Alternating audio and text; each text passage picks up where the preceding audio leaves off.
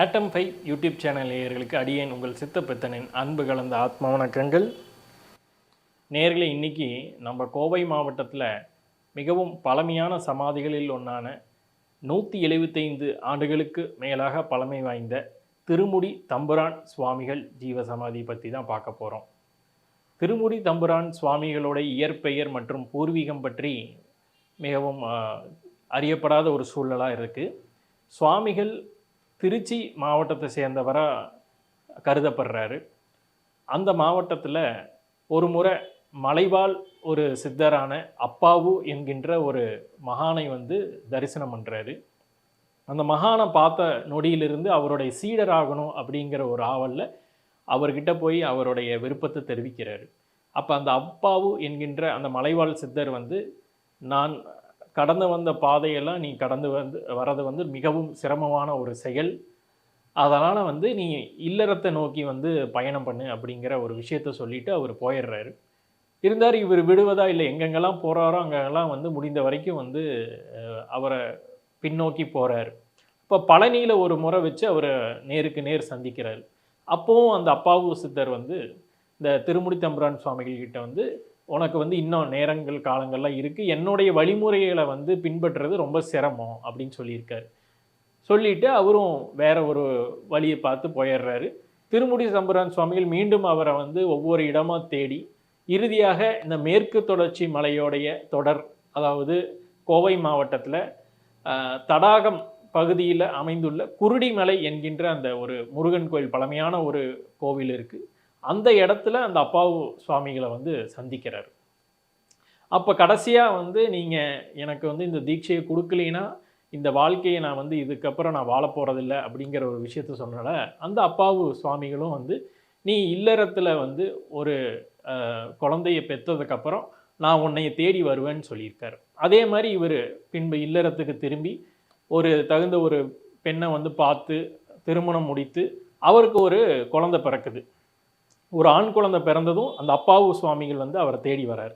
உடனே இவர் பின்னாடி போய் திருமுடி தம்புரான் என்கின்ற அந்த பெயரோட அவருக்கு தீட்சை வழங்கப்பட்டு பல கலைகளில் சித்த கலைகள் எல்லாத்தையும் தேர்ச்சி பெற்று அந்த அப்பாவு சுவாமிகள் வேறு ஒரு இடத்துக்கு போய் சமாதி ஆகிட்டதா சொல்கிறாங்க.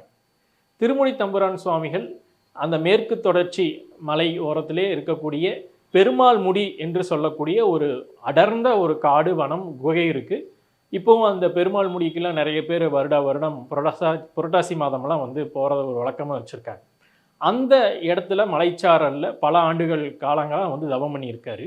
மக்கள் அவரை சந்திக்கும் போதெல்லாம் அவர் கூட எப்பயுமே யானை, கரடி, நாகப்பாம்பு போன்ற அந்த விஷ ஜந்துக்கள், கொடிய மிருகங்கள்லாம் அவர் கூடயே இருந்திருக்கு. ஆனால் அவர் எந்த ஒரு தீங்கும் இழைக்காமல் அவர் பாட்டுக்கு அவரோட தவ வாழ்க்கையில் வாழ்ந்திருக்கு. அந்த மிருகங்கள் கூட சுற்றியே இருக்குமா, ஆனால் அவர் எதுவும் பண்ணதில்லை. அப்படிப்பட்ட ஒரு தவ வலிமையோடு வாழ்ந்த ஒரு சித்த புருஷராக இருந்திருக்கார். பின்பு அவருடைய மகன் சண்முக சுந்தரம் சுவாமிகள்னு சொல்கிறாங்க. அந்த சண்முக சுந்தர சுவாமிகள் அவரை தேடி வராரு. தேடி வரும்போது நாங்களும் உங்களுடைய அந்த பாரம்பரியத்தில் இணைஞ்சு உங்கள் கூட பயணம் பண்ணணும் சுவாமின்னு சொல்லும்போது, நீயும் போய் இல்லறத்தில் ஒரு குழந்தையை பெற்றதுக்கப்புறம் என்கிட்ட வா, அதுக்கப்புறம் நான் உனக்கு தீட்சை கொடுக்குறேன்னு சொல்லி அனுப்பிச்சிடுறேன். அந்த சண்முக சுந்தரம் சுவாமிகளும் கீழே போய் ஒரு தகுந்த அதே மாதிரி ஒரு கல்யாணம் பண்ணி அவருக்கு ஒரு குழந்தை பிறக்கும்போது திருமுடி தம்புரான் சுவாமிகள் அவர் தேடி வர்றார். அவருக்கு தீட்சை கொடுத்து அவருக்கு எல்லா வழிமுறைகளையும் சொல்லி கொடுத்து அனுப்புகிறார்.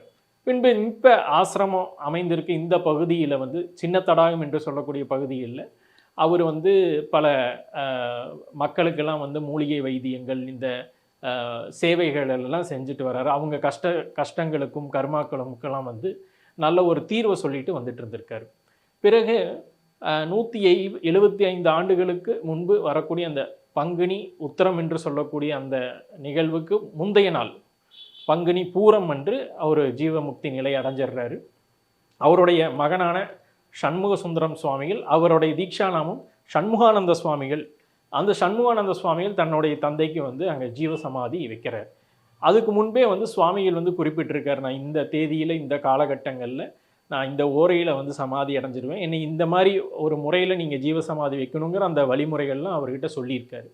அதன்படி அவருடைய மகனான சண்முகானந்த சுவாமிகள் அவரை சமாதி வச்சுட்டு தந்தைக்கு பின்பு சண்முகானந்த சுவாமிகள் அந்த மடத்தை வந்து நிறுவி அந்த மடத்தை வந்து விரிவுபடுத்தி அதுக்குன்னு வந்து நிலப்புலங்களெல்லாம் ஏற்படுத்தி அந்த தந்தையார் விட்டு போன அந்த பணியை மீண்டும் வந்து அவர் தொடங்கி வர மக்களுக்கெல்லாம் வந்து அன்னதானம் போட்டு வர மக்களுக்கெல்லாம் சித்த மருத்துவ உதவி செய்து அவர்களுடைய மனப்பிணி உடல் பிணியெல்லாம் தீர்த்துட்டு வந்திருக்காரு.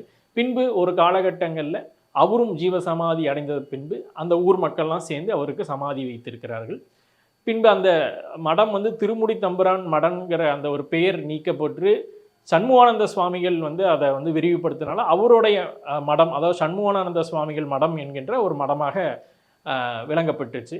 இங்கே தந்தை மகன் 2 பேர்த்தோட சமாதியும் பக்கம் பக்கமாக இருக்கும். நீங்கள் நம்ம காணொலியில் பார்க்கும்போது அடியேன் எடுத்த அந்த ஒரு வீடியோ வந்து ரொம்ப பழமையான ஒரு 2, 4, 5 ஆண்டுகளுக்கு முன்பு எடுக்கப்பட்ட ஒரு காணொளி. இப்போ வந்து சமீபத்தில் அந்த பழைய மண்டபங்கள்லாம் கிட்டத்தட்ட 170 ஆண்டுகள் வந்து அந்த மண்டபம் கட்டப்பட்டு ஆயிடுச்சு. அதனால் அந்த மண்டபத்தை எல்லாத்தையும் வந்து இடிச்சிட்டு புதுசாக ஒரு சமாதி மண்டபம் வந்து இப்போ எழுப்பிட்டு இருக்காங்க தற்சமயம். அதனால் அதாவது கோவை மாவட்டத்தில் மிக அதாவது நகருக்கு மிக அருகாமையில் ஒரு 10-12 கிலோமீட்டர்லேயே அருகாமையில் இருக்கக்கூடிய ஒரு ஜீவசமாதி, இயற்கை சூழ இருக்கக்கூடிய ஒரு ஜீவசமாதி. அடியேன் வந்து ஒரு 6-7 ஆண்டுகளுக்கு முன்பு அங்கே போகும்போது இயல்பாகவே ஒரு தியான சூழ்நிலைக்கு நம்ம போகிற மாதிரி தான் அந்த ஜீவசமாதி வந்து இருக்கும். எல்லாரும் வந்து அந்த ஜீவசமாதிக்கு சென்று பயன்பெற வேண்டி அடியேன் கேட்டுக்கொள்கிறேன்.